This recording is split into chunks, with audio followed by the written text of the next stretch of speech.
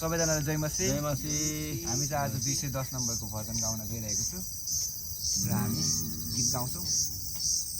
परमेश्वरलाई महिमा होस् हैन। ल 1 2 3 गो।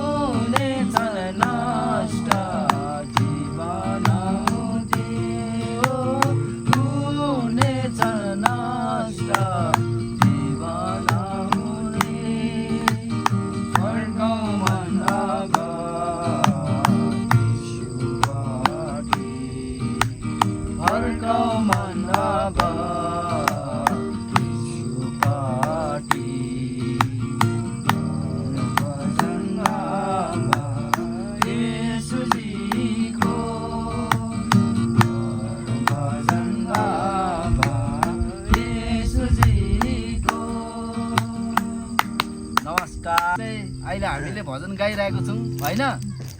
यो भजनमा चाहिँ यो भजनले के भन्दैछ भने स्वर्ग र पृथ्वी सबै थोक सिर्जना परमेश्वर हैन, उहाँले हाम्रो पापको लागि यो संसारमा 2000 वर्ष अगाडि यो संसारमा मानिसको पुत्र भएर आएर चाहिँ उहाँले हाम्रो निम्ति बलिदान गरिदिनु भयो।